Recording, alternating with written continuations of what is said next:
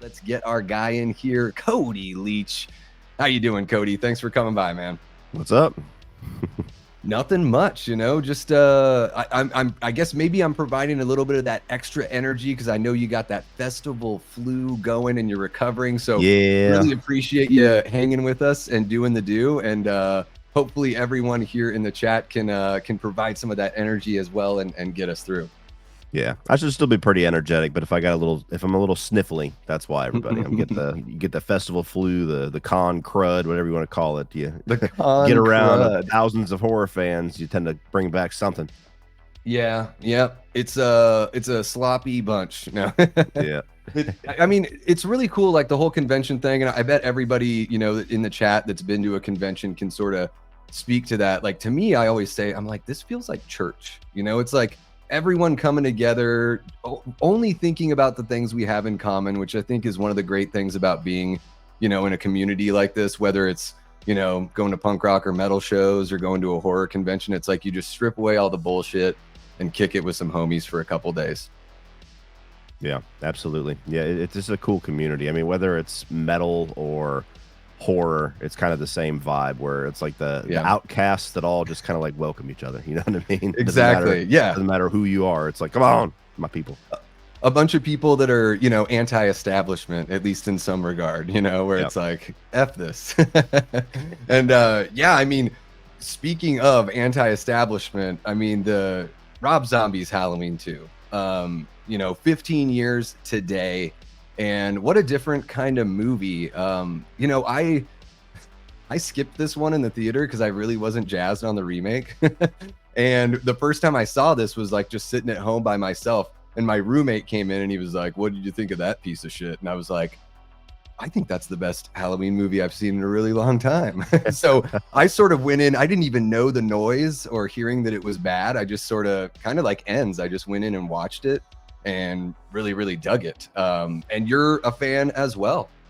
Yeah, I saw it in theaters. It was I had just started a job, so I had dropped out of college. I was in kind of like this weird, funky spot where I'm like, what do I do? Like, where's life going to take me now? And so I started this little job working at this skating rink here in Savannah and had to wait like 4 weeks to get my first check. I still don't completely understand why that happened, but it was one of the most miserable like onboarding experiences.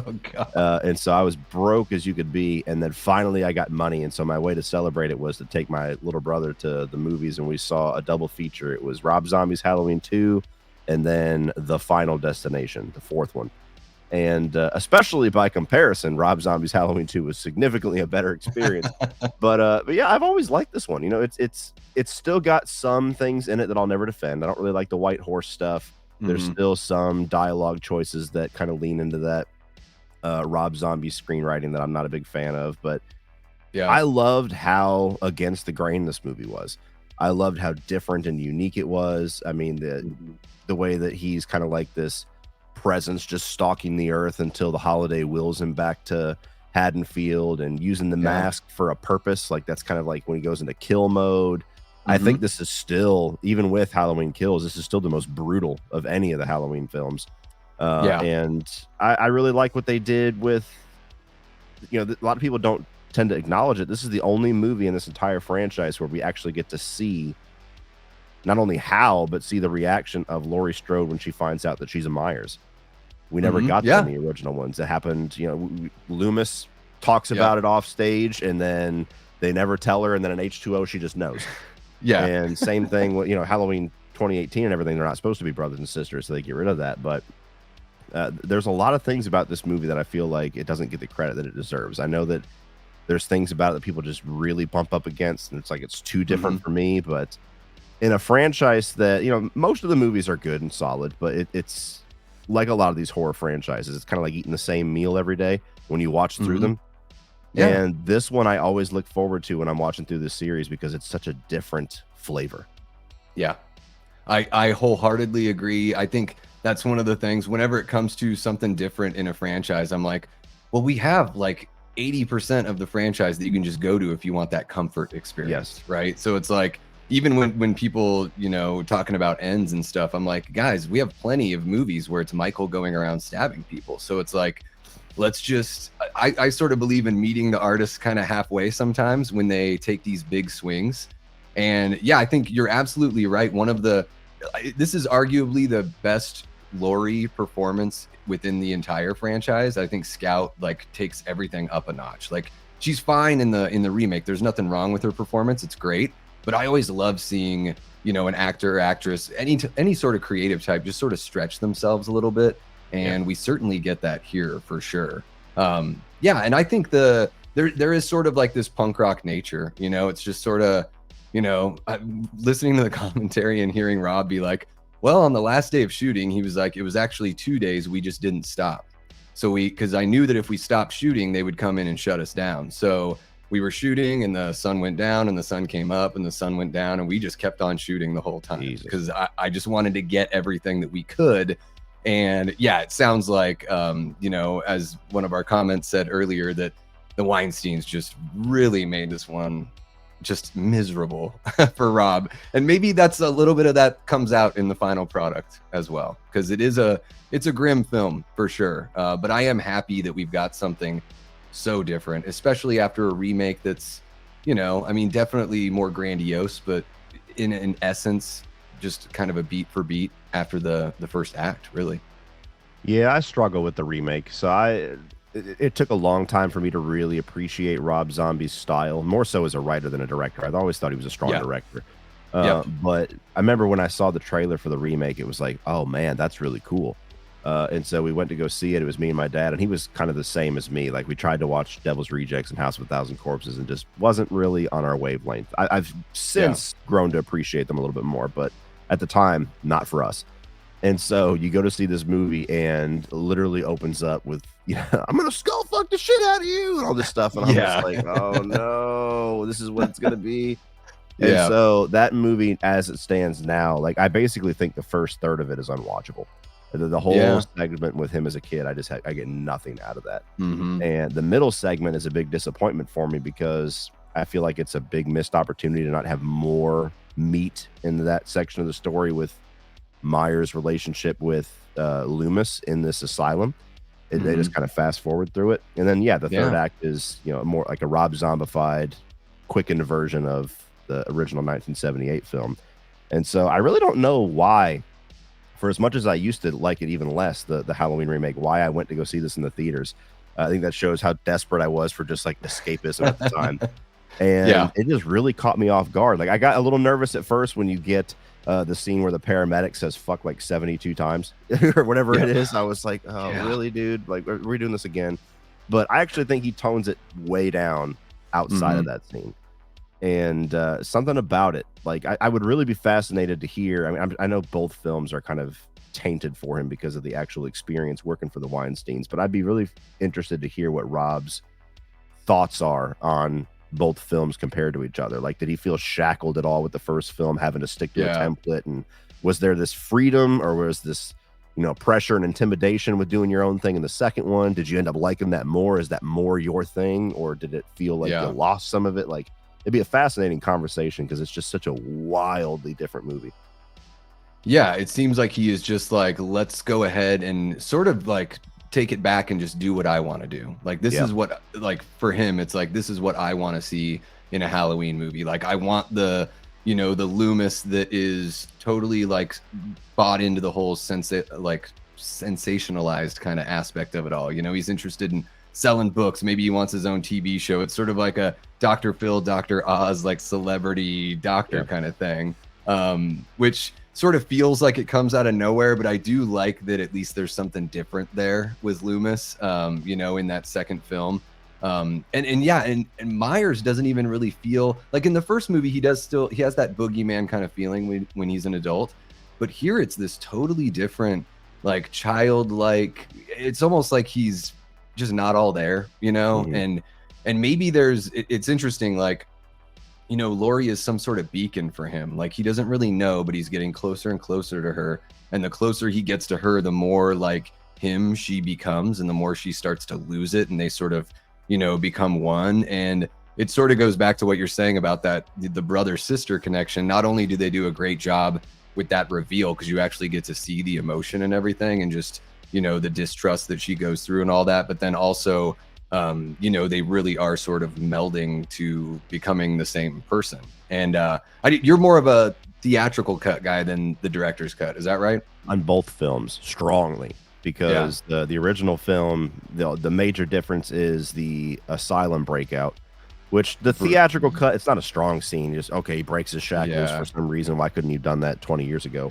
But the really random, pointless scene that they throw in there for the director's cut is just like, to me, it's an example of the worst sensibilities of Rob Zombie. I just there's just nothing about it. Yeah, the assault scene there is just sort of like, what is this? It's sort of like, I feel the same way in Halloween Kills with the like Tivoli's death scene. Like, I don't mind the mob as an idea. I think the mob could have been done better. But it's like, this is the kind of like grimness that I don't want to see in a Halloween movie, because I want the grim to come from Michael. And I certainly don't want to see Michael as some sort of like anti-hero, which he is in that moment. It's just sort of bizarre. It almost is like, well, so he does have a conscience. So like when he's killing everyone else, there is like malice behind it, because I've always thought of Michael, and I know Cecil from the Horror Show channel calls him the walking wall. I kind of always thought of him as, sort of like that, where it's just kind of random. It's like a shark. Like sometimes a shark bumps into somebody and doesn't bite him. A lot of times it does, and I think that Michael's kind of like that. We, in 2018, we sort of get that interpretation too, where he, walks by the baby, the kids bump into him, no big deal. It's just sort of like completely random. And to me, that's one of the things that makes Michael really fascinating, is just the mystique behind it all. And I do think, you're not a big fan of that white horse thing. And I think that that's like one of those mystique things here in this sequel that, I think it's maybe left up to a little bit too much interpretation. I started to think of is the white horse, because Laurie sees it in the Rorschach test.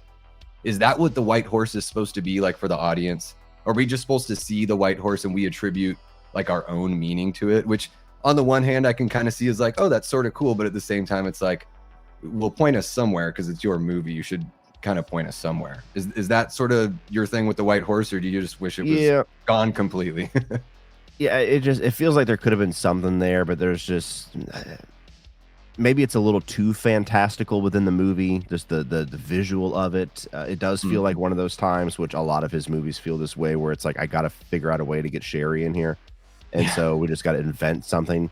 And like, I get what he's going for. Like that's the shared madness. It's kind of like this vision that drives them. I mean, when you have the end of the movie where she's sitting in the asylum and she sees, her mother and the horse coming, like, I don't know. Like, first of all, I don't know what the horse is there about. Like, you could just have Sherry Moon Zombie as a spirit and it would have been enough.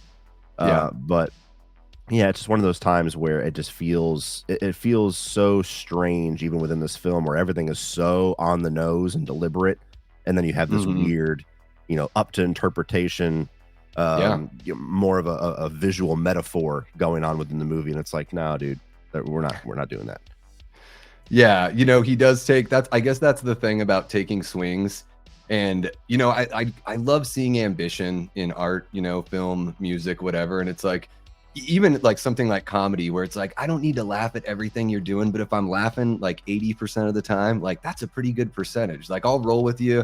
And then because I understand, like, part of being creative is also making sure that it satisfies, the person creating it should get some sort of satisfaction as well, and just be able to express themselves. But I can totally see why the white horse is a little bit of a swing and a miss, or a foul ball that doesn't quite land in the field of play, for sure. Now, how do you feel about the director's cut ending? So and you know what? I prefer the director's cut overall, but I really don't like that ending, man. I think what I love from the director's cut is I don't mind getting more of that like ugly Laurie. I think it's it just sort of leans into more meat on the bone with the character development and the story. Yeah. And that's kind of like my thing. Like, when I watch movies, like, I want to see change in character, and I want to see a satisfying story. So it's like, whatever else you're doing in your movie, all of that's great, but if those things don't really work for me, then I don't really care what kind of like point you're trying to make, politically or otherwise. Like, to me, it's all about like, can you tell a good story first? And I think that the director's cut just gives you a little bit more of that. It makes, to me, the movie makes a little bit more sense in that way. But I totally get it, because I hear people all the time that are like, I don't want Laurie to be that grim and that depressing. And so it's like, well, yeah, fair is fair on that one, you know. And you don't have to hear, I never want to hear adult Michael speak. I don't even know if I want to ever hear child Michael speak, like, or really see child Michael. I think what we get of him in the original film is enough. Like, to me, that sort of sets up the whole thing. And again, it's, for me with Michael, it's the mystique of the character that makes him my favorite, you know. That's where it's at. The less I know, the better, really. Yeah, I'm kind of torn on the whole how grim Laurie is in the director's cut, because obviously that's the point of the movie, and I dig where he's going with that for the most part, but I do wish there was more of a balance. I feel like there's a point where she just becomes kind of unlikable, especially with how rough she is with Daniel Harris's character, and then only feels human after she's been mutilated, which, by the way, like, that scene in and of itself is, as far as performances go, Brad Dourif in that scene is the best thing that Rob Zombie's ever done as far as directing actors. But the ending's always tough for me. And that's where I always end up reaching for the theatrical, because I just, first of all, I love the way that the original ending is shot, where you have the helicopter and the lights and the chaos inside of that little barn, and, you know, she's freaking out, and Loomis gets that moment where he's trying to, like, redeem himself, and then you have, you know, Michael being told, like, it's time, and Loomis gets fucked up, and then I don't necessarily need Laurie to walk out wearing his mask. I think that's a little too on the nose. Like, we get it, we don't need to have the mask on there for you to convey what's going on, but overall, I just think aesthetically that's a better ending, even without the horrible line that they give Myers in the director's cut. But I just prefer the aesthetic of that. But yeah, when I saw the director's cut for the first time, and he pulls him out and says, "Die!" I was like, "What the fuck was that?" Like, if you're gonna give him a line, why that one? And it's just like, what line would have worked? I think that's one of the things where it's like, let the piece of art speak to you as a creator. Like, that just doesn't fit. Like, you know, I've been there before, like recording music or whatever, and it's just like, you know what, this thing just doesn't fit. Like, I want it to be there, but it doesn't sound right, so it's got to go. Yeah. And I mean, what does he say? Does he, like, call him daddy or something? It's just like, what does he do? You know, because they have that whole thing about how, like, you know, Loomis has become the surrogate father figure or whatever, you know, for Michael within this, you know, 2-movie series. But yeah, I can't get behind the talking. I really can't. To me, it just makes as much sense as hearing Jason talk. And I don't want that either. We got Chucky and we got Freddy. They're the talkers and they're great at it. You know, and Michael can just be the friggin' walking wall as far as I'm concerned. Yeah. And you know, that surrogate father relationship is what I wish we got a little bit more of across these 2 movies. I think that could have been a really interesting thing to have there, especially with the direction he decides to go in the second film. Because I really think there is something there, like you were talking about. Like, we have that debate a lot nowadays where it's like sensationalizing these serial killers, like people walking around with Jeffrey Dahmer t-shirts and stuff like that. And, you know, even people debating the merits of having a TV series that's retelling these events.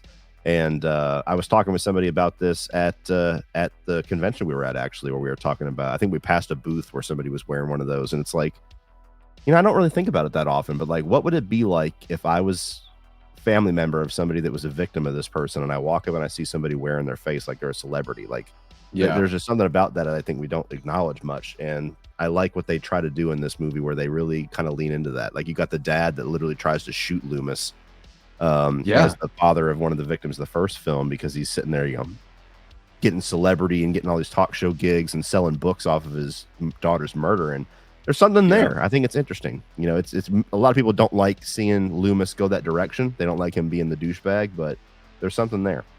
It's kind of, I think it's a realistic approach, like, in the modern age. And, you know, this movie in a way was sort of, you know, I feel like it was a little bit ahead of its time in that sense, you know, not only with that too, like the whole, you know, the doctor turning it into a celebrity thing, but even, you know, exploring the after effects, you know, 2 years later, I guess 1 year later in the theatrical cut. Like, it was the first slasher movie that I ever saw that was like, what happens to these people after? I'd never seen a sequel that really examined, you know, what the survivors go through and the varying degrees, like the spectrum, you know. So you have Brad Dourif as Brackett. He's trying to keep his family together. Annie goes from being the party girl in the remake to sort of being like the mom here, you know? So she's trying to keep it together with her dad, because Laurie is the angsty teenage daughter that's you know, partying and all that kind of stuff. And I think that was, you know, before the, I would say maybe heavy-handed approach to trauma in the David Gordon Green trilogy, at least with how much Jamie Lee Curtis said the damn word when she was doing press for it. Almost like it was brainwashing. This movie's about trauma. You know, Rob Zombie did it 15 years ago in a time where it wasn't, you know, it wasn't a buzzword. It wasn't as popular to talk about that kind of thing. So I certainly do think, yeah, he should get some credit for that. And yeah, maybe there should have been something where Michael hunts Loomis down first and then goes for Laurie. And we kind of get like, you know, the first half of the movie is sort of like their relationship sort of coming to an end, and then him connecting with his sister after, something like that. Because Loomis feels sort of just ancillary to the story. He's just like, oh, there's Loomis being a jerk about his PG tips, and I want it sizzling hot. Funny story, at a convention earlier this year at Days of the Dead, I'm like waiting for the elevator. A whole bunch of us are waiting, and friggin' Malcolm McDowell walks up, and I'm like, oh my God. And he's like, is this the elevator up to the convention? And I was like, yeah, don't worry, Malcolm. I'll make sure you get on, bud. Yeah. and then the whole time I'm just like, don't say anything on the elevator. I'm like, just let him take an elevator ride in peace. It's so hard. But what a guy, like, you know, you could put him, I've said this before, you could put Malcolm McDowell in The Room and he'd still be good in it. Like, I think that's the great thing about him as a performer. Even if you don't like where they take Loomis in this movie, he does great with what he's got, for sure. Yeah, absolutely. How do you feel about the dream sequence opening? Because that's another thing I hear a lot of contention about, and I find it to be fucking awesome. I love it. I'm like, why the hell not? It, you know, like you said in your review, it's not, you know, it's like just under 10 minutes long, something like that. To me, I think it's a nice, clever nod. I think it's a great way to do that sort of, you know, nostalgia nod to the fans without being, you know, we have all these legacy sequels now where it's just like, they're just straight up like repeating lines that they would have no way of knowing unless they watched the movies too. So we see these characters that it's like, oh, you know about the movies because you're repeating like the catchphrases. Yeah. You know, and I think that something like that is sort of, yeah, Rob Zombie throwing a bone to the original Halloween 2, which, yeah, I think it's awesome. And I think like it's, you know, there are certain clues that it's a dream. And it's one of the things where he does it, you know, pretty subtly with the Moody Blues. I thought was a good touch, you know, having that song just go throughout the whole thing. Once she falls in the dumpster of bodies, I think you should start thinking that maybe this isn't quite right. Yeah, well, I mean, even before that, where you got like people like strung up in the stairwell, like every room is like artwork. You know what I mean? Yeah, like grim, macabre artwork. But yeah, I think that whole section is awesome. Like, first of all, just brutality wise, it's insane. The amount of kills and how brutal the kills are, and even some of those things we're talking about, just the visuals of it. I think that Scout does a great job in it, and it takes its time to kind of paint, you know, that word again, the trauma of that first film.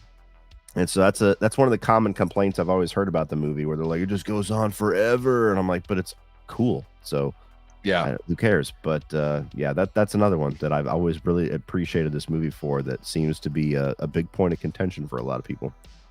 Yeah, again, it's like, I think sometimes, and you know, this is when I say things like, you know, maybe hearing people discuss these sorts of things, maybe people can get you know, the folks who don't like the movie can get a little bit of a different perception, is that, and you say this in your review as well, is that, you know, we're seeing what Laurie goes through every single night. And so it's like, imagine having a dream like this one every single night, and what would that do to you? Yeah. So if you just don't like it because it's a dream sequence, it's like, it's actually a storytelling device. It's not like something like, oh, that was just a dream and it's pointless. Like, no, it has a great bearing on why Laurie is the way she is now. And this is a different girl. Like in the first movie, when she's like sticking her finger through the bagel and she's being like a playful, you know, the most playful version of Laurie we've seen, like you contrast that to her in this film and you see that, like, yeah, she's forever changed. You know, whether or not she wants to admit it. And then I think too, once she finds out that she's Michael's sister, for her, it's kind of like, oh my God, this makes sense and this is my destiny. And I'm like, she tells her friends, like, I'm fucked. And I Yeah. think like that's the realization is like, this isn't just a phase that I'm gonna like get through. Like this is my life. Yeah. And it's yeah, I think it's something that a lot of people, maybe they just miss.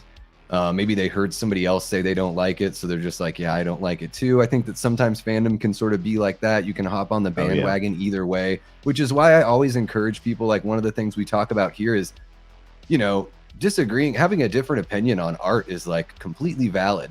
What I'm interested in, what makes me fascinated is why. Like, why does something work for you? Why doesn't something work for you? Like to be able to articulate it, because a smarter audience is going to command better art, and we're going to get better movies, better music, all that kind of stuff, Yeah. Yeah. Totally That's agree. just me. I'll get off my soapbox there on that one. Because I'll never convince anyone to like Halloween Ends. I know that. And is this the Halloween Ends of its time? Was this Halloween Ends before Ends? No, this wasn't divisive at all when it came out. It was pretty much universal hate, and then just some of us weirdos started to kind of dig through the rubble over the last Yeah. 15 years and be like, actually, I'm here. Ends kind of felt like it was, I wouldn't say 50-50, but there was a very passionate group that defended it, that loved it, that it was annoyed at the hate, and then equal amounts over here where it's like you've just ruined the franchise, and it's like, oh, again. Yeah. Well, and they get to start over, so it's just like, if you think it's done, don't worry. Michael won't be gone for long, because Malik Akkad is too good of a producer to let him be gone for that long. And so do you think that, is it getting more love now? Is it getting more love because it's like, if you speak out about it, it's not as like much of a hot take now? Do you think it's just that people are giving it a chance, or they're listening to, reviewers and people that break down the movie and sort of, being swayed just by giving it that extra shot? There's probably a little bit of that. I mean, I've certainly been there where somebody kind of brings a new context to it and gets you to think about even just a scene a little differently. And you're like, okay, I could see that. And then you watch the film through a different lens the next time you go to see it. So there's probably a little bit of that. And there's probably also just a bit of, it was sometimes expectations are a bitch. And so I think people walk in, I find it to be incredibly odd, people that love his first film and hate the second film. Those are the ones I really don't comprehend a whole lot, because it's like, man, if you don't like either one of them, I get it. Some people just, Rob Zombie's not for them. But I think some expectations hurt the movie a lot, where, people walked in from expectations from the first film, or they walked in, expecting a more straightforward Michael Myers movie, and it just takes so many big swings and chances and goes for broke in so many different ways that I think at the time people were just, it was overwhelming. It was like too much to compute. And so a lot of people probably haven't given it a second chance in a long time. And then hearing some people talk about it, and they're trying to remember these scenes, like, oh yeah, the dream sequence at the beginning, or oh, okay, yeah, the Loomis thing. Hearing people that like the movie, or at least appreciate it more, talk about it, probably makes them go, maybe I need to give it another shot, because it's been 15 years and I hated it, but it sounds a little more interesting. I think there's some people that are just like, people like this movie, and then even that thought is like, maybe I do need to check it out. Raymond Malaber, who's in our chat here, he had said earlier, there we go, rewatched it earlier and actually liked it this time. So cool. People giving it that extra shot. Do you feel differently about it? Like, have you grown to love it a little bit more, or maybe there are things that when you initially did your review that you have kind of warmed up to, at least to some sort of degree? I don't think my thoughts have changed since I reviewed it, but I did start to like it a lot more once I watched the rest of the franchise, because there was a number of the sequels in the middle that I had not experienced in years. And, since I was a kid, might as well have been first time watches, like most of the Thorne movies. And so whenever I was reviewing the films and like really kind of diving deep into all of them, it made me appreciate it so much more, because of exactly what I was saying earlier, kind of getting that change of pace. It's one of the reasons why I've always liked Jason Goes to Hell. Because after getting through 8 movies of kind of the same thing, you get to this wild, weird movie, and it's like, I'm ready for something different. And so it was a movie that I liked in theaters, and I was surprised how much I liked it for how my distaste of the first film. But after having, dove deep into this franchise so much after having a YouTube channel. I appreciate it even more just because it's so ballsy and different. It is, yeah. And speaking of Jason Goes to Hell, there's a lot of that I really enjoy too. I think my biggest gripe, honestly, is the music, because they're using this really, whatever synthesizer they're using. Every time I hear the opening credits, I'm like, can I just fast forward? Because this just sounds like the cheapest instrument I've ever heard. Maybe it's just that era, you know? Yeah. But yeah, I think the characters, like Steven is one of my favorite characters in the whole franchise. Like, he's really fun. That move where he jumps over when his hands are in the cuffs behind his back and he jumps over them and grabs the gun in like one fell swoop. I'm like, we got this nerdy guy in a Letterman jacket, like doing some badass shit here. Like, come on, like, where's the love? Maybe it's because I'm a huge Dead Alive fan, but I like watching some scrawny guys pull off some really cool shit. Yeah. And maybe it's because I'm kind of a scrawny guy. So, a little bit of that association. Yeah, I'm like, finally. Because we can't all be like handsome and buff like Ash Williams. I mean, come on. What can you do? Yeah. So, this one, I'm curious to know with, I wanted to bring up Love Hurts. I wanted to talk about this because we were going to talk about music a little bit. This won't be a complete transition here. I just thought this was fascinating because I always thought that like the Nazareth version of the song was the original version, because it's just the one that I heard growing up. Did you know this? I had no idea, but it's an Everly Brothers song. No. Are you familiar with those guys? So I had no idea. And like, they're like old school. They call them country, but to me, it's just like rock and roll. But the guy that wrote like a bunch of Buddy Holly songs and everything like that. So I'm like, well, this is kind of crazy that like this song was written in like the late 50s, early 60s, something like that. We've seen it kind of interpreted in all these different ways. And, we see Rob Zombie's like kind of clever with what he does with the soundtracks in his movies. And I would imagine that's because of his background. Even while Richard Brake is yelling fuck 72 times, I still don't understand like that they didn't like give him some different direction there. But there's that song that's like the things we do for love. Like there's this whole like love theme in these little like, and I didn't really realize it until like listening with headphones on, where I was like, oh, he's sneaking in all these like kind of cheesy, well, maybe not cheesy, but classic like love songs. And it really does sort of come back to that whole familial connection. Wide-eyed Sherry Moon looking at Michael and everything like that, and then Michael having that connection with Laurie. What do you think that Rob brings here as a musician coming to a visual medium that sort of gives him an edge? Because I certainly think, like you were saying, his visuals are beautiful. Like I think the way that he shoots movies is absolutely gorgeous. I see a lot of Kubrick influence. I mean, I see Kubrick influence all over the place, but certainly see it with how he composes his shots. And then do you think he sort of has an edge in a different way than Carpenter? But I think that's an edge that Carpenter has as well, as controlling the music side of things as well. Yeah, I think that his experience as an artist in the music side of things kind of gives him this passion for music, where like I know a lot of times I'll listen to a song and I'm like, almost like I envision a movie scene that this would be cool with. And I feel like he kind of has that same eye too. You see it in a lot of his movies, where much more on the side of like, this would be cool here, versus this one being much more of like a underlying message that he's trying to get at through all the different song choices. But whether it's Tom Sawyer, When We Meet Joe Grizzly Bitch, or even go into like movies I'm not really a big fan of, but like Rob Zombie's 31, where he plays the Aerosmith throughout the entire finale of the film, or Freebird in Devil's Rejects. It feels like he very much has like, for as much of a passion as he has for 70s grindhousey kind of films, he has that same passion for music. And I think he always tries to find a way to like bridge the gap and bring them together, so where he doesn't necessarily compose the music on the level that John Carpenter does, where he has meticulous detail over every note. I think he just has such a love and such a knowledge for music of that time that he just like, this is the vibe that I'm going for in this scene, and this is the perfect song for it. And so you definitely get that bridge of his passion and his style together as a filmmaker.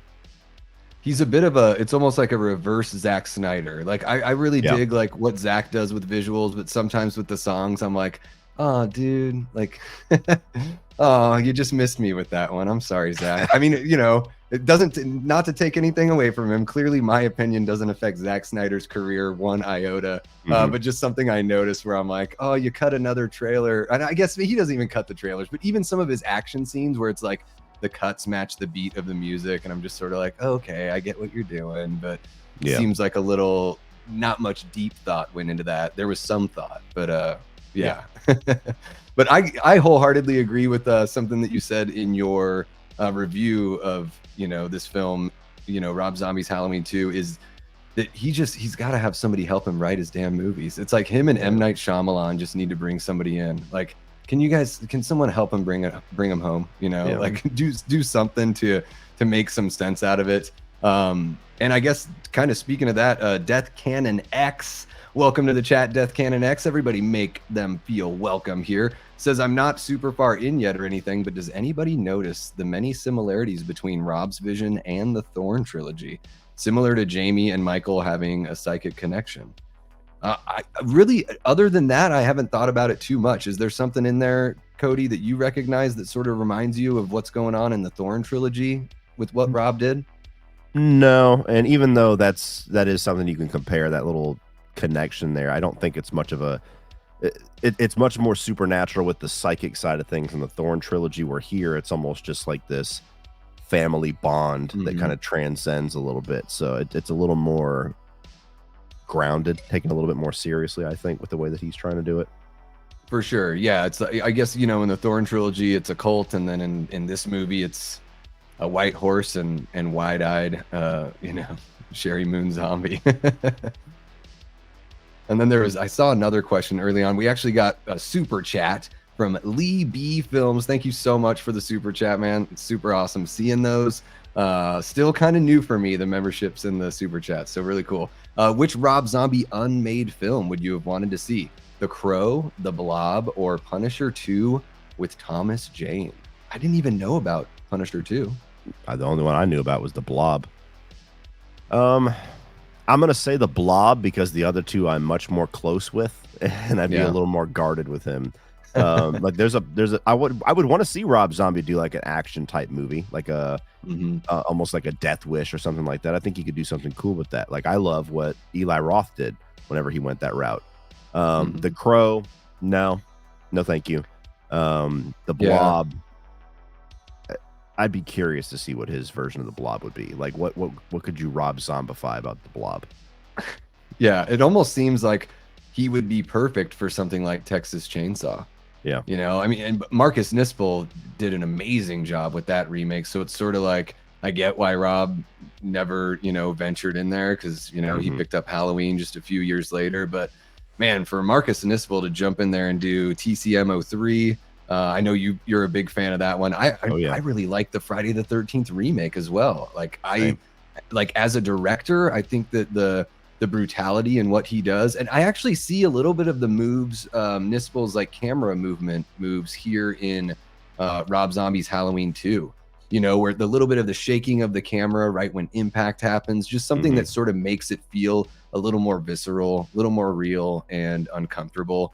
Similar to like what you had brought up, Michael, putting his mask on when it's time to get down to business, which I sort of think of as like, it's like his version of Clark Kent turning into Superman. It's just this really, brutal version of that same kind of thing where he's like, all right, got to put on my suit now. You fucked with me. I even like how he grunts in this movie. Where you feel the impact. Like, I don't need him to talk, but that doesn't really break the reality of Michael Myers for me when he grunts. Yeah. Like, him just putting that kind of emotion into it, I actually thought was pretty wild. So that's another like wild swing that people hate that I actually dig.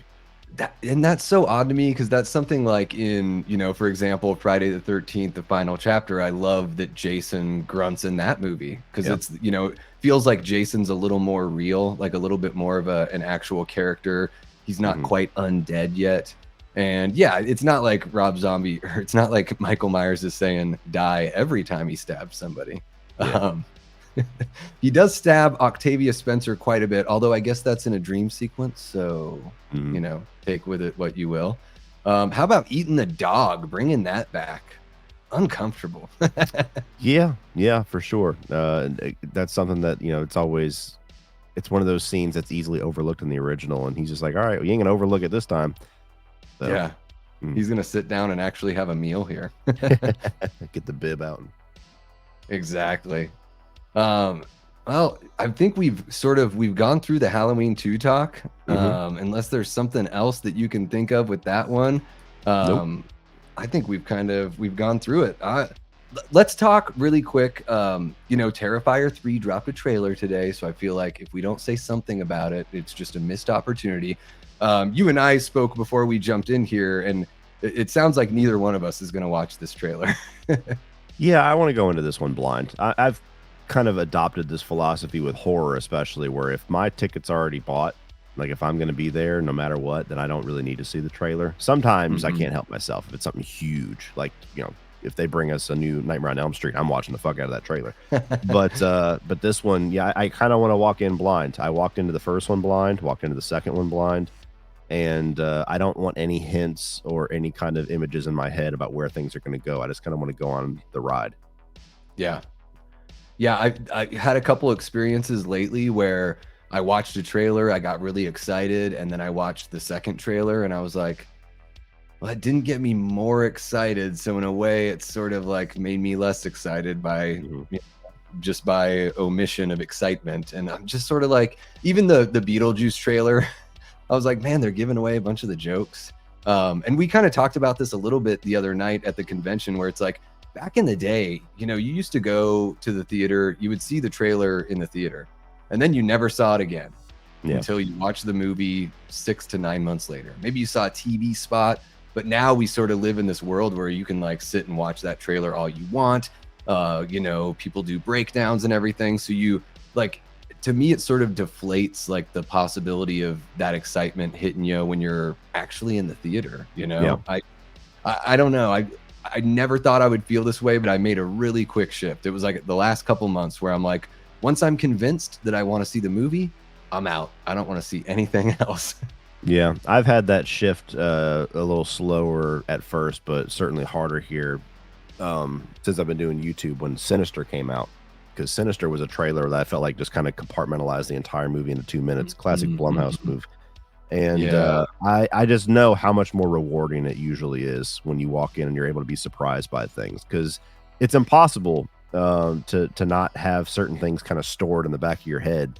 And Yeah. so sometimes, you're sitting there like, I haven't seen that one scene from the trailer yet. And so it does affect Mhm. your experience. And so with horror, I like to go on the ride that was intended and not Mhm. have the marketing mess that up for you. And especially with, more specifically with Blumhouse, how many trailers nowadays are just spoiler ridden, where it's just Yeah. like, it almost seems like they're trying to ruin the experience for you. But I don't think that'd be the case for Terrifier, but I want to walk into that one blind. I want to just be shocked by everything. Yeah, for sure. I mean, yeah, in talking about the Blumhouse trailers, I mean, even the 2018 Halloween trailer, it's like, well, we pretty much know that Vicky's gonna get it after opening up the closet. I mean, how is she Yep. not gonna get it? Like, it's sort of like, oh man, I wanted to. That's a character I would have loved to see live on, but I know people got to die in Halloween movies. I can't hang on to everyone. I just thought she was very charming in that Hmm. film, and maybe if they knew they were gonna make a trilogy, they would have kept her around. Maybe this is something I've thought about. Maybe if they knew it was going to be a trilogy, we would have had Corey introduced in the first film. I've thought it like would have been cool to have him maybe, be in the National Honor Society with Allison. Maybe he's like a really smart kid, but doesn't have the money to go to college, that kind of thing. And just Yeah. he doesn't even have to be in Kills at all. And then when you bring him back, you're like, oh, that guy. And Yeah. then it's sort of because one of the things I like is going back to a movie once you sort of know how it all shakes out, especially in a whodunit kind of thing, which this isn't that, but especially in that sort of film, and then getting to rewatch it with those that set of eyes where you know how it all plays out. And yeah, I mean, yeah, the trailer game. I've tried doing the whole movie reviews and trailer reactions and stuff. And I think as I move on through the YouTube journey, I'm just sort of like, you know what? There's just some things that you can let other people do because they're really good at doing them, and you don't have Yeah. to try to do everything that everyone's doing out there. Um, Hmm. and especially in the review game, because man, you know, folks such as yourself, like you've been doing this so long, you've got, I mean, your analysis of film, and I'm just going to gush for a second, so just deal with it. All right. Your analysis of film it's really concise. It's well thought out. And I think one of the things that, you know, has maybe provided you with success, but also gets people jealous and angry with you on Twitter is the fact that you're really smart. And people probably don't want to admit that, or they probably want to be like, oh, this guy that swears a lot or wears this shirt or has metal music on his intro, like who's this dumb fucking dude talking about blah blah blah telling me what to think. And it's like, you'd be surprised no, how much the shirt comes up, where it'd be something to be like, really? oh, I'm gonna take somebody seriously wearing a Chucky shirt, and I'm like, because that means anything, but sure. Yeah. Yeah, I think sometimes people forget that like intelligence can sometimes be a sneaky attribute that maybe people don't always wear in a outwardly kind of fashion, or they're not, you know, not every intelligent person is like a scientist or a politician or whatever. Like they're all over the place, you know? And I think that's, you know, one of the things that when I started doing reviews, I was just like, man, there's so many great reviewers out there. I just don't know. I just don't think that's necessary. I'll just, you know, try to carve out my own spot and I don't know, do something like this silly little late night talk show. There you go. Now, you're a big music fan, and we talked a little bit about music this weekend as well. And you know what? I was sort of surprised a little bit because you had mentioned like your top 5 concerts. And I, you know, maybe this is me assuming a little bit, but I thought, oh, it's going to be, you know, Kill Switch Engage. It's going to be like some metal stuff. And you brought up Matchbox 20 as one of like your best concert experiences ever.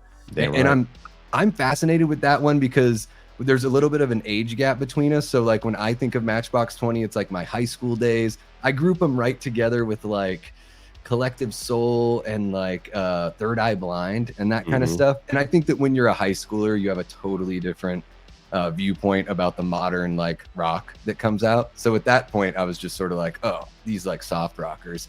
But I want to hear about that show and, you know, what really like kind of brought it home for you. And was this something that like, was that a band you listened to a lot as a kid, or you had like, you know, siblings or your parents were rocking them? I'm just curious to know what that, the love of Matchbox 20. So yeah, they were one of those bands I just listened to a lot as a kid and kind of forgot about them for a long time and kind of rediscovered them when I was in high school. I think I was doing like a video project or something, and I was like, what's that one song? And then it was Bent by Matchbox 20 I ended up using and kind of rediscovered them again. But for me, I like balance. Like I love a lot of the heavier, darker stuff, but I need some balance in there. And so they're like the perfect balance to me, where they're just like feel good music. They still kind of talk about some, you know, more adult themes and everything, but it's music that for the most part, it just puts me in a good mood. And so I just, as an adult, especially, I need that sometimes. I'm just in the mood for darkness when I'm in the mood for darkness. And then sometimes when I'm not, I need something else to kind of throw the shift the other direction. But yeah, there was a lot of reasons why that ended up being such a great show, because I mean, first of all, anytime I get to see a band that I love for the first time, there's a cool little novelty there. But this was, unbeknownst to me, a show that was scheduled during COVID and then was like postponed 2 years. And I ended up buying tickets just because I randomly came across it. It must have been some ticket that somebody like just, you know, put back on the market because they were tired of waiting on it. And so when we went there, they opened up and they were, you know, doing some new songs, which is also very cool because they had a brand new album that dropped not too long before the concert that I hadn't had a chance to listen to yet. So every new song they played was my first experience with it. And I liked every single one of them. And they said, you know, because of the delay and kind of celebration of everybody finally getting back together, they were going to play a full 2-hour set, which I had never seen a band do before. And so it was literally like every song that you would want them to play, they played. Like you always leave a concert going like, man, that was good, but I wish they would have played that one. I wish there was this. It was a little more of this album in there. Sometimes they stick a little too much to the singles. And this was one where it was just like, dude, did they play like their entire discography? It felt like it. Yeah. And then also the fact that my wife has always been a big fan of them too was nice, because we've been to a ton of concerts together, and they're usually front loaded by me. Usually that it's a band that I Sure. love and she either likes or tolerates or is just there kind of with me. And this was one where we were both like equally into it and singing every word, and it was just it was a really cool experience for all of that. And they played incredible. I mean, there's one of those bands like, Rob Thomas is phenomenal, so he just sounds just like he does in the album. Yeah, I'm curious to know, are they a bit more rockin' live? Do they, you notice anything like, ooh, they played it like a little bit faster, they had a little more oomph or something like that? Did they provide an experience that to you felt, aside from the album, like something that was kind of wholly unique? Not necessarily. They didn't really change the tempos up or anything like that. But what was kind of neat was just how they arranged themselves as a band, like certain songs, bringing the piano out and having everybody circle around the piano and doing things like that to give a different vibe to it. But they pretty much played it exactly as recorded, which was pretty wild because it just sounded spot on. Yeah. Little showmanship. I like that when they do that. I've been fortunate enough to see like REO Speedwagon a couple times. When we were talking, I had mentioned that Styx, it was like Styx and REO Speedwagon. And I had no idea that Styx's discography was like all these songs that I grew up hearing that I had no idea were Styx. And that to me was like, shit, I got to get into Styx, because I was totally underselling these guys. I always thought they were like, oh, this is the radio version of Rush, like Rush for normies. And then after watching them live, I was like, wow, that song sticks. And then this song is Styx. And then same kind of thing, like you're saying, like really playful with the arrangement on stage and just providing like that visual aspect to the show that was really fun. And yeah, I totally get you on being the one that's front loading some of those experiences. I dragged my wife to horror conventions. I dragged her to H45 last year. And the one though, I will say this, like my wife listens, it's a bunch of like a lot of outlaw country, but she's really into like the Rolling Stones. She loves like Jack White and all that kind of stuff as well. So, and Red Hot Chili Peppers are like her favorite band. But I have the proud husband moment of getting her into Megadeth. And we saw Megadeth. We've seen them twice now. It was about a year and a half ago when we went for the first time. And she like turned around and gave me this like, this is the best show I've ever been to. And it was just, like totally blew my mind. I had no idea that she's sitting there like dancing and like screaming out the lyrics to Megadeth songs. And it's just, little tear in my eye from that kind of experience there. Yeah, I took my wife to her first rock show, and that was an experience. So she bought tickets to it was Seether and Papa Roach. She bought it for me the first year that we were together, and we went, and it was like, VIP, so we got to go in early, so we were very close to the stage, and it was standing room. And you know how it gets, certain heavier songs, you get the guys that like to mosh and everything like that. Sure. I personally hate that, but it just comes with the territory. And watching my wife, who was just my girlfriend at the time, experience what a rock show was like when she's only seen country shows and things like that was pretty damn funny. She's like, what the fuck? Like, I'm gonna get killed. And so she was like doing this with her elbows and stuff, keeping people away from her. It was pretty funny. It is a little bit of controlled chaos at a rowdy show. And it is fun to see things get really wild, but still sort of feel like there's a degree of safety. I mean, I've certainly played my fair share of like basement shows and house shows where you're like, man, anything could happen. But then it ends up being sort of like, the experience that we have in the horror community where it's like, oh, everyone looks out for each other. So they're all acting like they want to be dangerous, but like very seldomly are you going to find somebody that's truly trying to be an asshole. And sure, alcohol is a hell of a drug, so it happens. But doesn't happen as much. I found one in an Alter Bridge show, and it was the only time that my wife has ever seen me almost get into a fight, and I think it turned her on because she kept talking about it. So there was some guy for some reason, like, first of all, like Alter Bridge gets really heavy, but that's an odd band to do mosh pits with. Sure, and so nobody in the crowd was feeling it. And this one dude who I could tell was a military guy who was probably drunk, and he kept trying to start mosh pits. And they got to a point where he was literally like grabbing people and trying to like pull them in to get the motion going.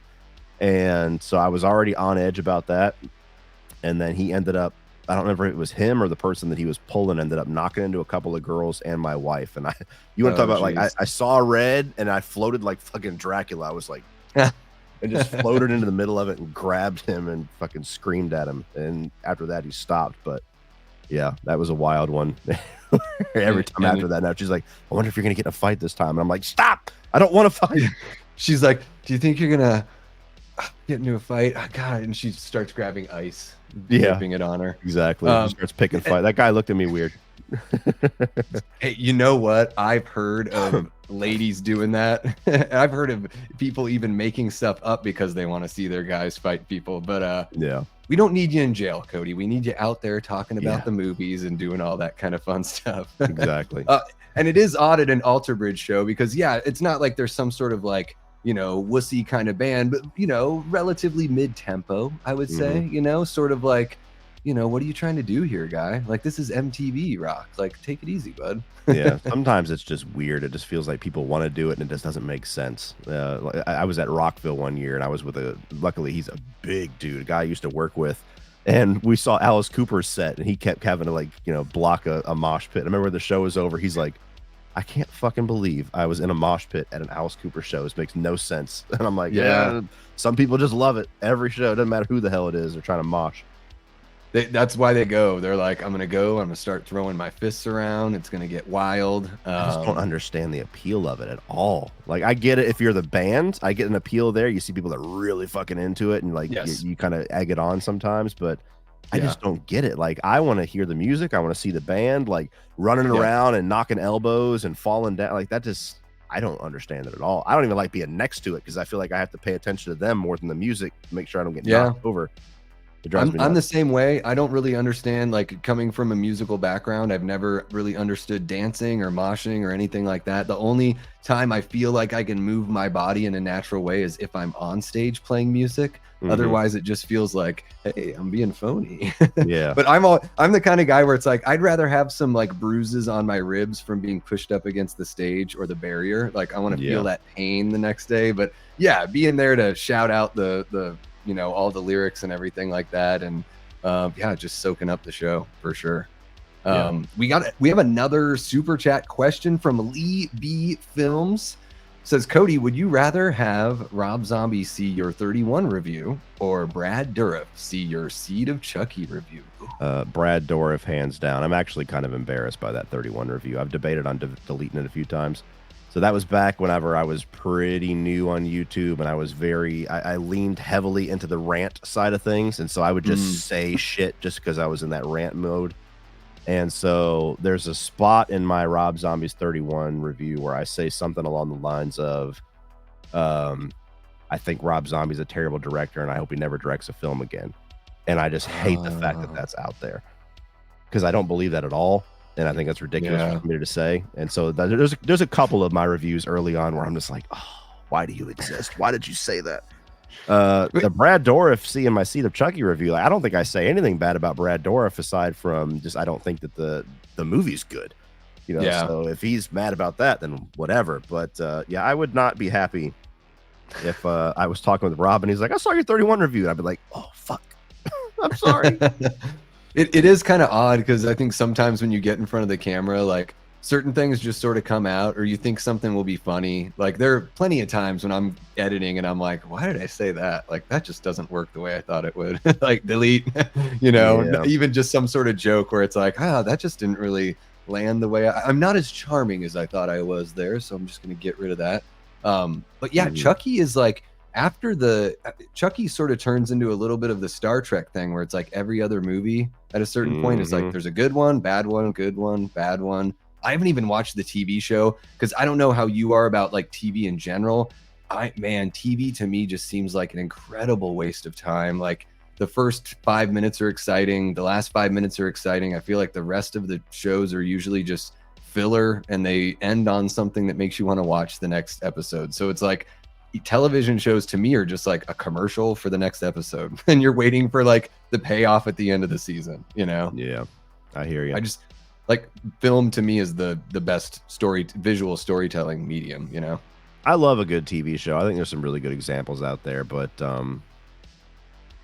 Chucky would not be one of them in my opinion. I was surprised by the first season. I liked the first season quite a bit, but I really did not like season 2, and season 3 was kind of like halfway between for me. So it has not worked overall. But yeah, everything up to Bride of Chucky is gold for me. I love those first 4 films, and then after that, like you said, it's basically every other one. Yeah, and you're a big Chucky guy, and that was one of the first ones that got me when I was little. Like I was in 3rd grade, and I was like, I want a My Buddy doll. Like I asked for one for Christmas because I'd seen Child's Play that year. It was like 1990. So it was like, you know, I was a couple years late, but I was, you know, 8 years old or whatever. And I watched it at a friend's house and was just completely enamored with this killer doll. Yeah, I wanted one my entire childhood. It was a bucket list item for me. And then eventually I got mine right there. There you go. Which, technically, that's the Seed of Chucky model, but it looks exactly the same as Bride of Chucky. So I just pretend it's Bride of Chucky. But yeah, I remember it was when I had a really, really good month, and I spent $600 on that, and it was worth every penny to me. But when my wife found out how much it was, she's like, "Are you fucking nuts?" I was like, "I need it. It needs to be here." Yeah, I need this. Yes. We're gonna go take a nap together. Yep. So, do you have anything anything big planned other than taking a big old nap here and getting over your festival flu? Yeah, hopefully I get over it soon because I have another big trip planned by about the 3rd week of this month, going to Austin, Texas for the Fantastic Fest, which is an 8-day film festival. They're premiering Terrifier 3 there. Alexander Aja's new film. There's going to be a number of secret screenings, and I'm hearing whispers that maybe Nosferatu will be one of them. So it's a film festival I've been to the last 2 years. Really looking forward to that one. And then I'm also, per the topic of tonight, there's an opportunity that was kind of laid at my feet live in front of you whenever we were sitting there at the bar. And no way. Yeah, and Rob Zombie's bassist invited me to come to a show. So the day before the film festival starts, I'm going to go meet Rob Zombie and probably Alice Cooper too, since they're touring together, and all the band members, and it's going to be kind of wild. So is that out in Austin, or are you doing that back home before you fly out? No, it's going to be in Dallas. So they have a couple of shows that are near us, but they were during like the middle of the week, and it would have been very difficult to kind of figure out how to get there. And so it ended up just kind of lining up perfect, where the day that after I get to Texas, where there's like a day where we were just going to take to kind of plan out the festival and kind of chill out before it starts, that ended up being the day that the show was in Dallas, which is like 2 hours away from where I'm staying. So it worked out perfectly. Hell yeah. I can't wait to DM him your 31 review before that show. So just remind me. I'm probably going to make it unlisted. That was the first question I asked. I was talking with Blasco, who's his bass player, and I was like, "Is this a trap? Am I going to get like jumped as soon as I get there?" He's like, "No." You're probably way bigger than Rob Zombie, because, you know, that's one of the things that's really difficult to tell about people on YouTube. Everyone in the chat is you have no idea until you meet somebody. I had met Darren and Frank from the Slaughtered Lamb movie podcast at age 45. I thought Frank was going to be like 6'4". Turns out he's more like 5'10", and Darren was the one that was 6'3".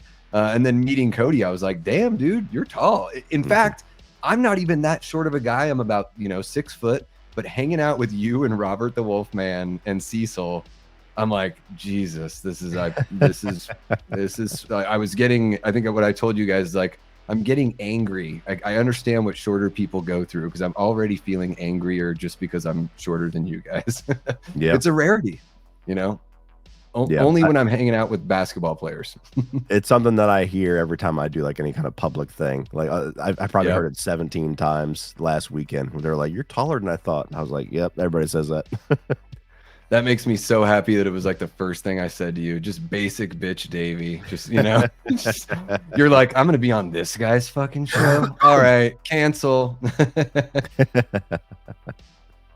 Well, sweet, man. And then you're going to be doing, I would imagine, for October, you guys doing more 31 on 31 for that? Or you guys got something big planned there? Yeah, so we kind of announced the theme at the end of our latest debrief, and we're just kind of focusing on modern horror directors. So Ari Aster, Jordan Peele, James Wan, a bunch of new guys, and so we're going to have 31 films that are all fairly recent, and we actually have 7 of them that were released this year, between Maxine and Long Legs and a number of others. Mm-hmm. So it's going to be pretty interesting. A lot of really good movies, but very different, and kind of leaning into that. A number of them leaning into like that elevated horror side of things. Plus Terrifier 3 is going to be coming out, and that's going to make its way on there. So I finally found a way to make Brian Lomax watch the Terrifier films. So don't be surprised if all 3 of those are his 31 through 29. But Well, because it sounds like he's a bit of a religious cat. Very. And so that's always interesting to me because, you know, I grew up in a religious home. I consider myself a God-fearing man. You know, I'm not going to knock on your door. I'm not going to try to convince anyone to like join my religion or whatever. I'll try to convince you to watch Rob Zombie's Halloween 2. But as far as that other stuff goes, to me, it's like very personal, something that people should sort of come to on their own. So it is fascinating because it's like, I'm kind of the mind where it's like, you know, hey, well, I believe in God. I also believe that God gave these people their gifts. So if Damien Leone's gift is like making, you know, whatever Terrifier is, which I think is very entertaining, I'm sort of like, well, hey, more power to him. You know, to me, it doesn't seem like it's being used for evil. I'm curious to know if, you know, Brian's viewpoints, if there's any sort of sway there or any sort of like, you know, it does seem like good fun. Because I think by Terrifier 2, like, I feel like Terrifier 2 is having a good time. That's just a wild thing to say. But compared to the first film, like, I think it's far more fun-loving if Terrifier can be such a thing. I would agree. He did not have fun with it whatsoever. I think he's at the point where past a certain point, like the brutality is just kind of sickening for him. Too much. I don't see him changing his tune by the third film. And I'm hoping they lean a lot more into the Santa Claus Christmas stuff versus any kind of Christian imagery, because otherwise, I'm gonna hear about it. But we're probably gonna get some of that. I mean, why not? They're gonna do it. Yeah. Yeah, exactly. So it's going to be interesting to kind of hear his thoughts. You know, I always appreciate it. It's very different than mine, but that's what I like to hear. I like to have everybody. You know, my group that we have in Autop Streamer is so different that, like, we just did the comedy 31 on 31, and nobody agreed on anything for the first time. Like, there was no movies that we were all even close with. Comedy's an interesting thing like that. You know, it's cultural, it's generational, it's some things just don't make sense in that way, or you grew up watching it. Like, I'm a bit like UHF is one of my favorite comedies, and then some people are just like, oh, I can't stand Weird Al, and I'm like, well, I don't know how you live, because it's just so silly and fun. But yeah, that can be a tough one. I heard you talking about Anchorman on that one, and I was like, oh, interesting. Like, I really enjoy Anchorman, but I guess if you hear all the catchphrases just said by bros for 20 years and then you watch the movie, it's probably gonna have a lesser impact. Like an experience that I had with a movie that everyone seems to love. I watched Scott Pilgrim versus the World, and I was watching it with somebody that I was dating at the time, and one of her guy friends who was like so pumped on it. It was my first time seeing it, and he was like pre-laughing at every joke. And at the end of I was just like, I couldn't stand it. I was like, I had a terrible time watching that movie because he was totally killing my boner every time something was about to happen. He's like, oh, and I'm just like, dude. Like, I hate that, and I hate the people that love a movie and they have to say every line that they like. That drives me nuts too. Even if it's a movie that I've seen before, I get under my son about that. I'll do it once in a while with like one line. I pick one line per movie usually where I'm like, I can't help it. I gotta say this. But I get under my son about that sometimes, where he'll be standing behind me and he'll be like saying the lines behind me, and I'm like, fucking shut up. Yeah, I'm a professional, stop this. Yes. Yeah, I think for me that one line in Rob Zombie's Halloween 2 is Jeff Daniel Phillips saying, don't give me no reason. That's just, I don't know what it is about that line. To me, it's just like I hear angels.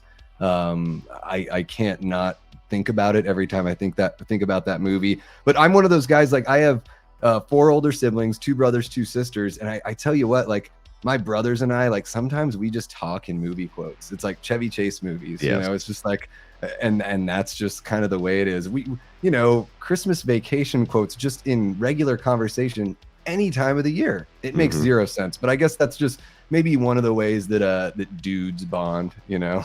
Oh yeah, absolutely, especially movie fans. It's like a language in of itself. Exactly, yeah. And then we've got, I like this one. Some neat Niran Kari says, Cody, how does it feel knowing that you are famous? Look at that. I don't know. I had to put you on the spot with that one. In my head, I'm probably never gonna think I'm famous. It doesn't matter how many opportunities are laid at my feet that would say the otherwise. But it's a weird thing. It's a weird thing for sure to even have this a comment saying that. I'm like, am I? I don't know. Sure. Well, but it's got to be, you know, it's one of those things where it's like, you know, you worked so hard putting this all together, and you know, really at the end of the day, it's like you're being yourself, and it resonates with people. I think that's one of the really cool things about YouTube versus any other kind of entertainment or like show business, if that's, you know, if that's what you want to call it, is that it really is just, there's something about like your personality clicks with people. You know, I watch a whole bunch of different stuff on YouTube. So like I watch, you know, there's this guy, Tom Grossi, that does sports stuff. He's a big Packers fan. He has like 1 million subs, and he's just like this regular, charming guy. Like, you know, there's nothing like, it's not too frill heavy. It's just that people are like, I like this guy. I'm going to watch him, you know? And it's like, I think that's one of those things where it's like, you know, you go into something like YouTube with the intention of expressing yourself, and it's just icing on the cake if it ends up being something you can do to supplement your living, or something, you know, in your case, that you can do for a living. And I think it's, you know, it's really encouraging. It's, you know, one of the reasons why the Terror Trader folks brought you out to Gathering the Ghouls out here, you know, so you could talk about, you know, how to get your YouTube channel kind of going. You know, do a panel and just sort of rub shoulders with people, and be there as the guy. I mean, you know, it's really cool to see, man. I mean, I don't know what your sub count was when I started watching you, but it's really cool just to be like, oh, this guy's just, it keeps on growing, you know? And then a whole bunch of other channels that I really enjoy, where it just seems like it's this snowball effect, you know? It's like, once you get to this certain point, you know, if you keep it rolling, it just keeps on going, and, you know, you find and connect with your audience. I mean, shit you not, like, usually if I have like 30 people in a stream, that's like a really good one. And we've crossed like 50 to 60 here with you on the show. So it's just, it's, you know, really encouraging and really sweet of the people that enjoy what you do at your channel, that they're willing to come on over here and check out our conversation and give us a shot. So hell yeah, man. That's what I like about my audience, is that for the most part, they're all pretty willing to follow me over to new channels. You don't see that a lot. You see a lot of people that are very devoted to the one channel, and I've always kind of taken pride in that, where if I promote somebody else or if I guest on somebody else, they'll follow suit. So that's awesome. Yeah, and I think it's one thing that's really cool about YouTube that I haven't ran into this yet, where I don't feel like I've ever been big timed by anyone. Like, that, you know, I've got this tiny little channel, and it's like, hey, I want to talk to you about, you know, a little bit about what you do, but maybe something else. And everyone's been like really gracious, even if you know, schedules don't line up. Everyone's been really cool about finding something that works. And, you know, coming from the music side of things, where people were just so cutthroat and, you know, what can you do for me? And then I'll never return the favor, so to speak. It's just really, you know, encouraging to see that here on YouTube. And yeah, man, it's what better way to be able to provide for your family and express yourself than do something like this. So hell yeah. Exactly. You know, one thing before we let you go, I just want to be sensitive to your time. I want you to be able to get to your sweet ass bamboo sheets. I gotta look this up. Feel free to drop the commercial here if you want. But I'm always interested to know, especially for horror fans, like, is there, you know, if you had to pick like maybe a really standout horror film, maybe a slasher film or something that never got a sequel, maybe it got a remake, but it never like kicked off into a series, you know, something like The Burning or The Prowler or My Bloody Valentine, something like that. Is there something within that realm of horror where you're like, man, I really would like to see either that tried again and like modernized, or I would have loved to have seen this turn into a series of films. I've always thought it would be really cool to see somebody in the metal community take on Trick or Treat from 1986 and do like a modern version of that, whether it be a sequel. I think a sequel would be fun where, for those that haven't seen it, you have this rock star that dies and his last recording on this vinyl demo, when this kid who's like his #1 fan plays it backwards, he's able to speak to this artist from beyond the dead, and he kind of like helps him get back at his bullies, and then things turn sinister. It's a very cool movie, especially if you're a metalhead, because there's a lot in it that kind of speaks to all of that. And the best movie soundtrack of all time, in my opinion. But I would like to see like somebody like Corey Taylor or somebody like that, or maybe I think even Clown in Slipknot is actually somebody who's directed a number of music videos. Like, see somebody like that take it and do some modern version of it, where a modern teenager who's really into throwback vinyl and really into the 80s metal, like, goes to a record store and like underneath the shelf finds that demo and something cool. I think there's a really fun way that you could do that in modern times, where have some new rock star, like I said, like a Corey Taylor, play the villain in it and do that whole thing again, and get them to re-record some of the Fastway tracks from the original soundtrack. That's like a dream project for me to see happen. If I ever meet Corey Taylor or somebody like that, I might even bring it up to Rob Zombie and Alice Cooper, be like, Rob, I'd like to see you do this. Yeah. I mean, that would be really cool, especially because, for a teenager to be into vinyl, because I know vinyl's had a resurgence, but it would sort of be something where people, of that age might be like, what the hell are you doing wasting your time with that old shit, that old vinyl, in the age of TikToks, which I'm way too old for. I don't even understand what the heck it is. I have a tough time with it, but that sounds like a really good idea. Bringing something like that back, that whole kind of like treasure hunt kind of vibe of finding this sort of relic, that would be really fun. I like that. I think you should have that conversation when you meet Rob. Don't talk about the 31 review. Talk about this one. This is there you go. I saw your review. Anyway, I have this, idea for Trick or Treat. And it's been a while since, what was the last thing Rob directed?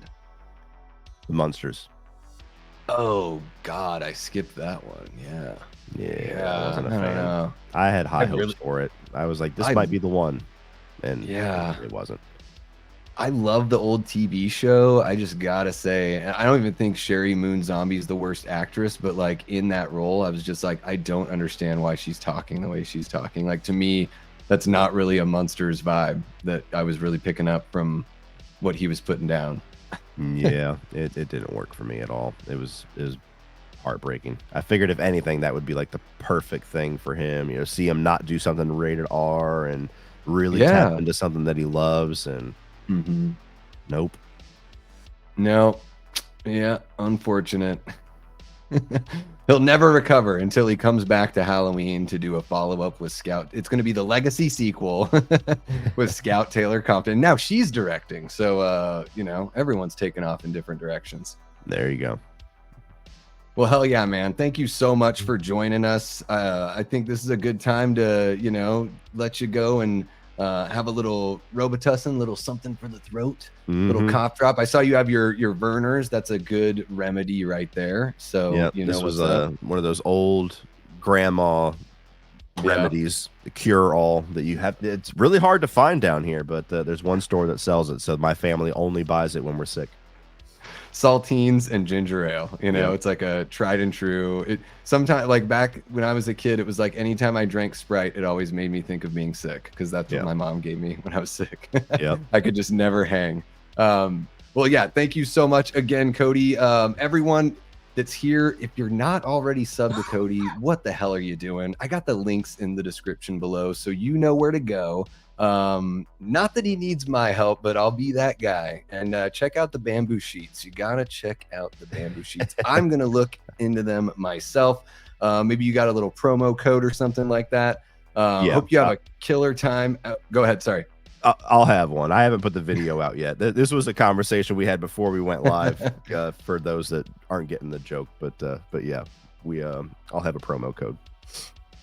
Well, and it's great because I learn about all sorts of stuff like, oh, there's a club for trying out colognes. Oh, there's a way to not smell so much because I live in the desert. And so stuff gets stinky no matter what the hell you do. It's just brutal. It was like 110 today. It's just, it's 94 right now and it's 8:30 at night. So, gross. You were just here. Yeah, it was different for sure. Yeah. Constant. So yeah, guys. Yeah. Check out the links in the description below. Cody, I hope you have a great time out there in Austin. I can't imagine it's going to be a bad time by any stretch of the imagination. Hopefully the Rob Zombie experience is really cool too. That's got to be a blast. So congrats on that. And yeah, we'll just continue to follow you as you go into the spooky season. And yeah, man, not like you need it, but best of luck in the future. I hope you're well. And that your family has a great rest of 2024. And perhaps our paths will cross again sometime in the future. Thanks, man. I'm sure they will, for sure.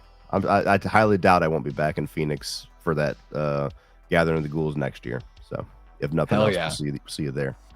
Awesome, man. Well, thank you so much. Have a great rest of your night. And yeah, we'll talk soon. All right. You as well. Thanks. Take care.